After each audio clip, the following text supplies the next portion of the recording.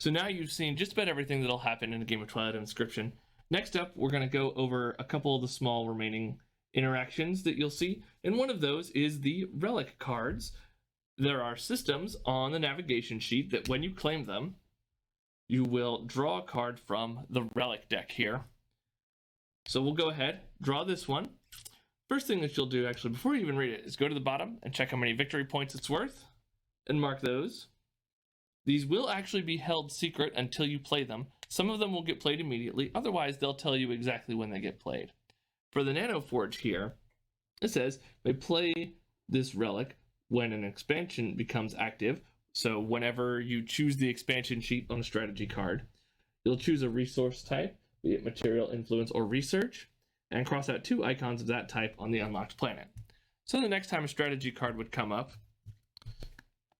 if we choose expansion, we'll play the Nano Forge, and on each planet that we've unlocked, we would cross out 2 icons of the same type.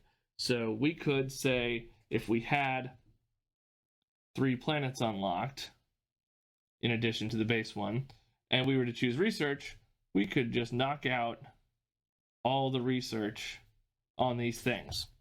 So the relic cards are incredibly powerful and will do a lot, so they are worth going to claim. Of course, when you look at the navigation sheet, you'll realize that a lot of the time, they're going to be very far away from things like Mechatol Rex or some of the other powerful symbols on here. So be mindful that that is one of the things you can strive for, because the relics might actually be another powerful route to victory other than the Mechatol Rex route. We're also going to real quick discuss now how to unlock the specialty dice, the colored dice. To gain access to the specialty dice, you'll have to spend them like you spend the specialty resources or assets, like we saw earlier. I have the industry sheet here because it has the most instances of access to the dice, but you can spend these symbols from any sheet where you acquired them and unlock them on any other sheet if you want. The industry sheet has 3 instances of each of the dice, so you can in fact unlock almost all of the specialty dice from industry, so that's why this is the one we're using. So you'll see that there are symbols here that have the appropriately colored cubes with the matching symbol, because each of those dice for those resources, the material, influence, and research, the die of the corresponding color has only that symbol on it, and sometimes has a double symbol, like you can see, to gain access to a lot more of those resources. So unlocking those is pretty valuable.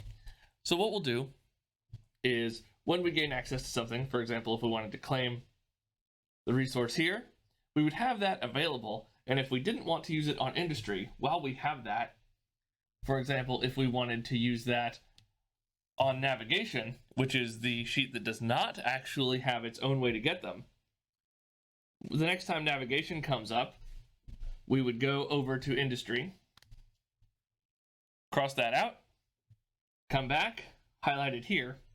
Now, for the rest of the game, anytime we're resolving navigation, we have access to the results of the blue die when they are rolled.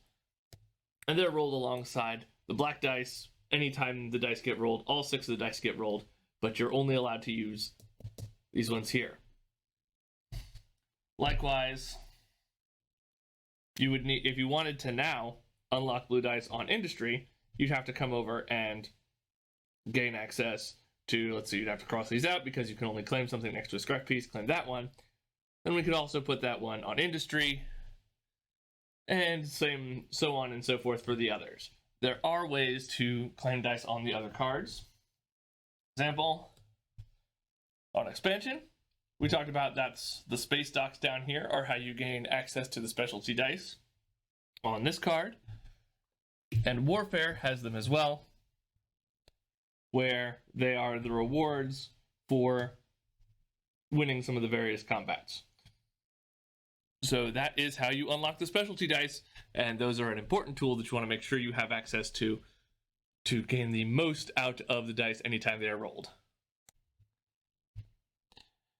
All right, so now we're actually going to show you how to create the event deck. We started with a pre-built one to show off how exactly the game works, but normally what you'll do is go through an entire process of event deck construction at the beginning of the game.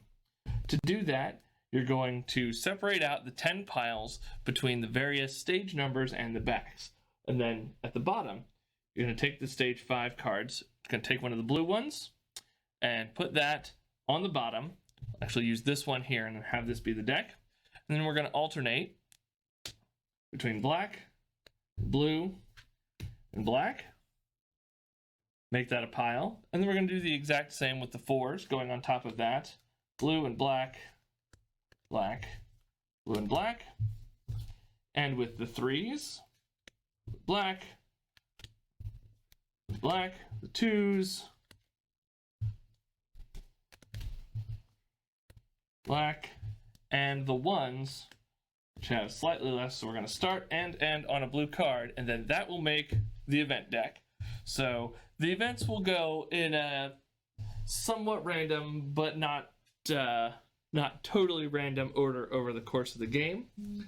And that's how you build the event deck for revealing and seeing how you do encounters over the course of the game.